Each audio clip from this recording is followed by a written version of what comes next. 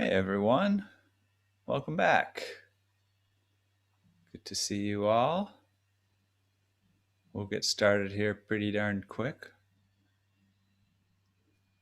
Good to have another excellent instructor on board here for the next session. Very appreciative of Rick and Alex for the previous sessions today. And if anybody has questions about the break room that we're doing in between sessions, let me know, because I know it might be hard to catch the link. We've had a handful of people joining and hanging out. There's definitely no pressure to do that, because I know we want to take our breaks, but to do other things. But yeah, if you have a question and you're not sure how to join that, let me know in the chat or something. I'll try to make it easier. Is it catered? I wish it was catered. Wouldn't that be cool? Yeah. I wanted somebody was talking about pastries the other day. I wanted them to distribute them to all the little Zoom modules. All right, yeah. But anyways, I'll put a link to the booklet for the convention, and I'll show you the booklet and where you can find the Zoom link. It's actually a clickable link in the PDF if you ever wanted to find it.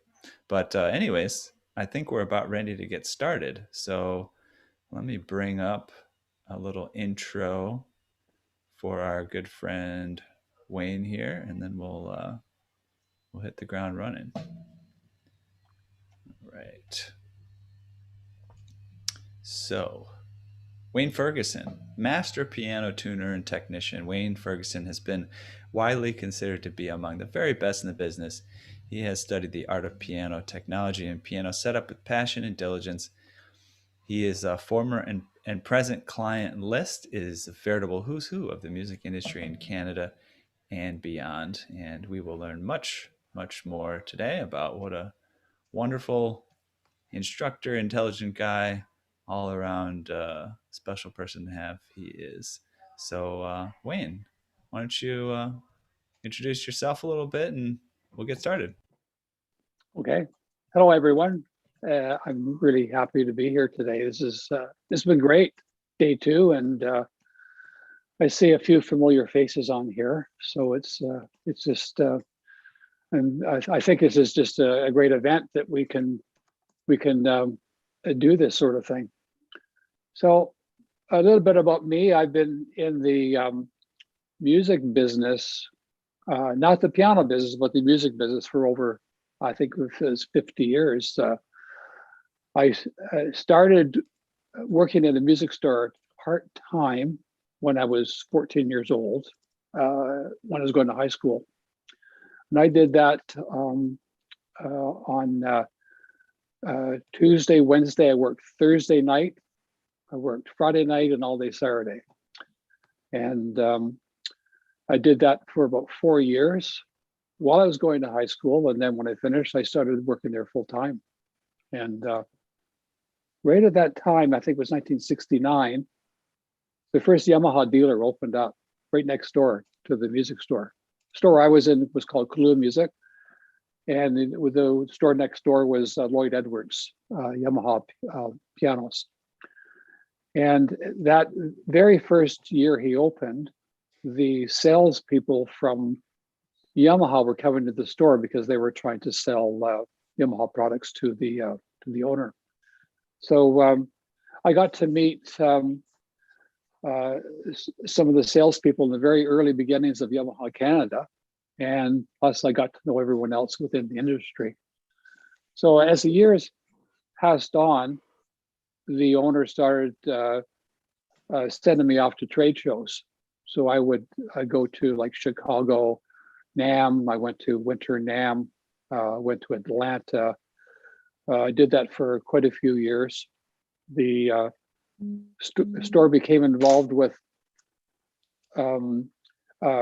wholesale of lighting equipment, electronic equipment, PA systems. So I would start to go to off to things like Auto Engineering Society in New York, the broadcasting, I can't remember what it was called, but for TV and sound production in Las Vegas. So I did a lot of sort of expansion. The a few years later, after that, I started becoming interested in working with groups and touring around. And I started working with a lot of local groups. But then I started working for some big production companies. And one of the bands I started working for, I did a short tour, was Supertramp when they were just coming to America. And I did a short tour with them. And also I did work with the Supertramp crew, because they when Supertramp had downtime, they would do tours. So we did a couple of tours with some bands, and one band in particular carried a grand piano. So we did about 3 months of touring around with the piano. I would greet all the piano tuners everywhere. Maybe I met you guys years ago at some point, but this is where I first became interested in tuning at that time. I kind of watched what they were doing and thinking about it. And long story short, later on, I ended up having an accident. I was loading some stuff off a truck. I fell into the gap. I broke my back, hurt my, I was off work for a year, had to go through a retraining program. And then I had an opportunity to go to college because my injury was so serious. They said, we're going to retrain you. And at the time in Toronto, there was a course at George Brown College. And they allowed me to take a course for 2 years. And it was unbelievable opportunity at the time. And my teacher was a very famous technician named Ted Samble. Ted Samble was really well known within in the piano world. He was originally from England and just a fine gentleman. And he taught wonderful classes for many, many years. So I was fortunate to have Ted as a teacher.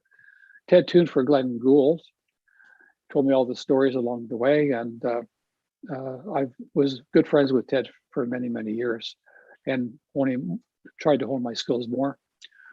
After that, I joined the Piano Technicians Guild. I went to all kinds of conventions, started to learn my, upgrade my skills more. Yamaha Canada started using me for all their service. Back then, Yamaha Canada would bring 2 technicians over from Japan every year to do what's called a Canadian Tech Tour. These 2 Japanese technicians, I would travel with them across Canada for about 1 week. And I got to know in total, I think I had a total of 18 Japanese technicians that I met over the years. It was just a real opportunity to work with these guys and meet them. And from there, at one point, one of the technicians came over and said that he wanted me to go to the Yamaha Technical Academy in Hamamatsu, Japan for some advanced training. The reason he liked what I was doing, because I was interested in all the digital electronic stuff. And at the time, Yamaha was just introducing disc clavier.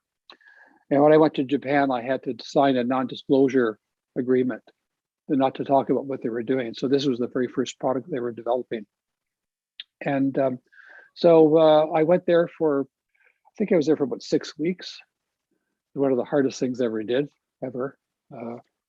and came back feeling like, okay, I'm just getting started all over again, right? So, but it was excellent training. So on from there, I just continued to work, and I decided I'm just going to take care of piano service. I'm not going to have a standalone shop somewhere. So I decided I need to start thinking about a shop, because I had people inquiring about rebuilding. And after the 3rd inquiry, I thought I need to get on this quick, because if I don't, I'm going to lose some work. So I decided, okay, I needed to put a shop together. And within the first month, I had some people asking me to rebuild some pianos and do some refinishing. At the time, I wasn't doing refinishing, but I thought, okay, well, I was doing a certain amount of repair work.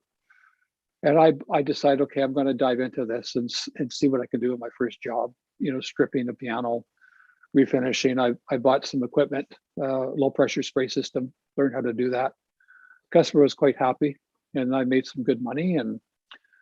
But my first shop was quite small. it was a really small single car garage. This home I'm in now is my well, I guess it's my fourth home, and I bought this house because it was a good fit for what I do. So my shop is in a two car garage shop. It is 18 by 18 by I think 20, maybe 19 feet high, and so it's a good space for me to have kind of like a portable workshop.